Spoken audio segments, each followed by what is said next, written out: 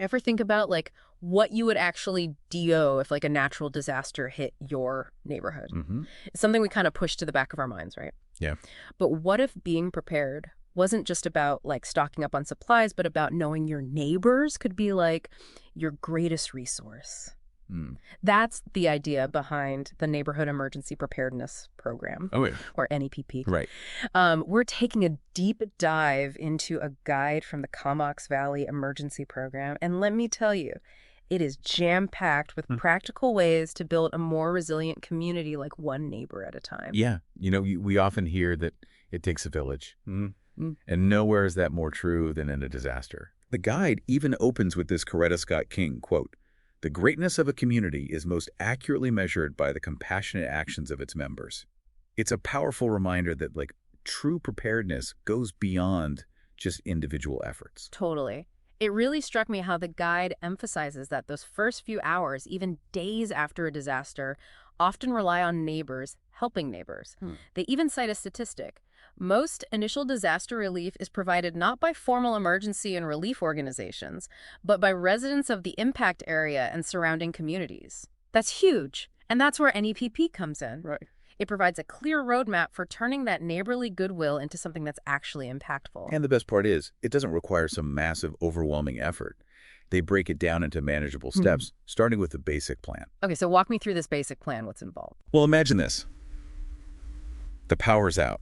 Cell service is spotty, and you need to check on an elderly neighbor a few streets over. Oh, wow. Having a neighborhood contact list, a simple map, and a designated meeting spot suddenly become incredibly valuable. These are the cornerstones of the basic NEPP plan. So it's like they're saying don't underestimate the power of simple preparation. Exactly. Yeah. And you can build on that foundation with a more detailed plan. This is where things get really interesting. Yeah. Because the guide outlines 6 key functions that you can tailor to your community's needs. 6 functions, you say? Yeah. All right, let's dive in. Okay. What's the first one? Well, it all starts with area safety assessment. It's about having a few trained individuals in your neighborhood who can quickly identify and even address immediate hazards after an event, like a downed power line or a gas leak. It's about empowering residents to take action. Right, because in those initial moments, waiting for official help might not be an option. Exactly. So it's like, okay, team, let's assess the situation and see what we can do to make our little corner of the world safe. Exactly. And speaking of safety, that leads us to the next function, dwelling assessments. Now, this one comes with a big caveat. Okay, I'm all ears. Hit me with the caveat. This is not about official inspections. It's about neighbors helping neighbors by doing quick visual checks after an event, especially something like an earthquake. Imagine, your home just shook for a good 30 seconds. Wouldn't it be reassuring to have a neighbor with some basic construction knowledge come by and say, hey, I took a look, and while you should definitely get an official inspection later, it seems like your foundation is solid. Oh, absolutely. That peace of mind, even if it's just initial reassurance, would be invaluable in that moment. It's like, okay, we're not in immediate danger of the roof collapsing. We can handle this. So what comes after those initial assessments?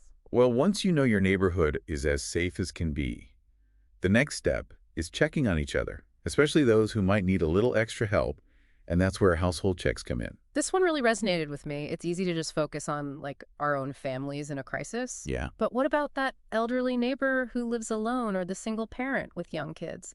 Knowing someone is looking out for them, even if it's just a quick knock on the door to ask, are you okay? Do you need anything?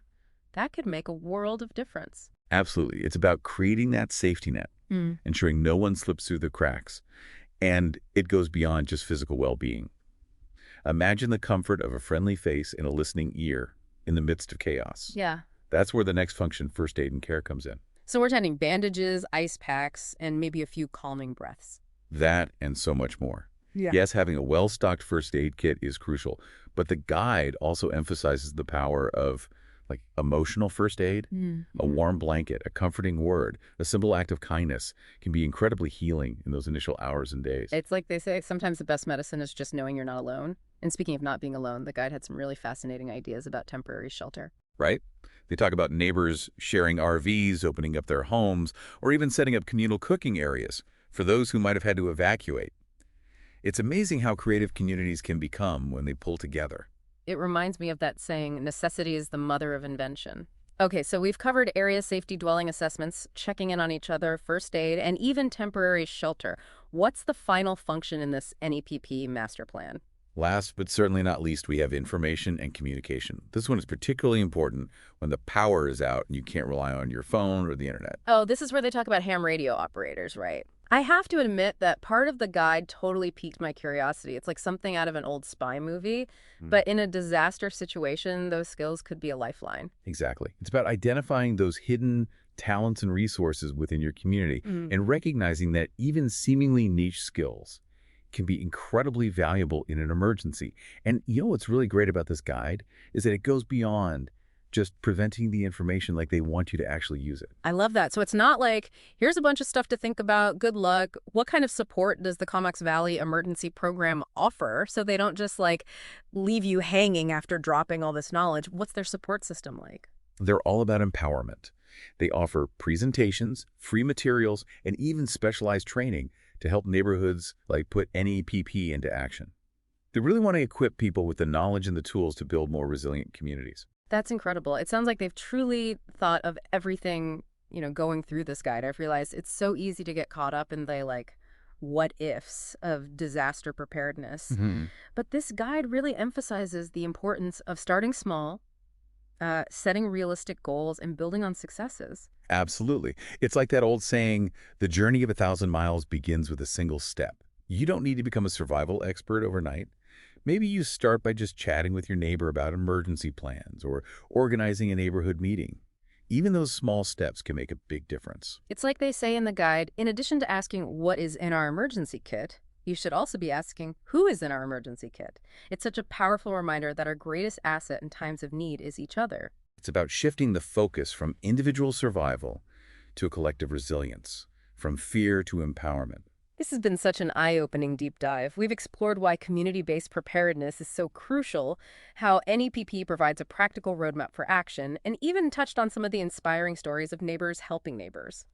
What's the one big takeaway you hope our listener walks away with today? That building a more resilient community starts with a single connection, a single conversation. So as we wrap up this deep dive, I'll leave you with this. What small step can you take today to connect with your neighbors and build a stronger, more prepared community? It's such a powerful question to ponder. And for those eager to dive deeper into the world of NEPP, be sure to check out the full guide, Your Neighborhood Emergency Preparedness Program. It's your roadmap to a safer, more connected community. Until next time, stay curious, stay connected, and stay prepared.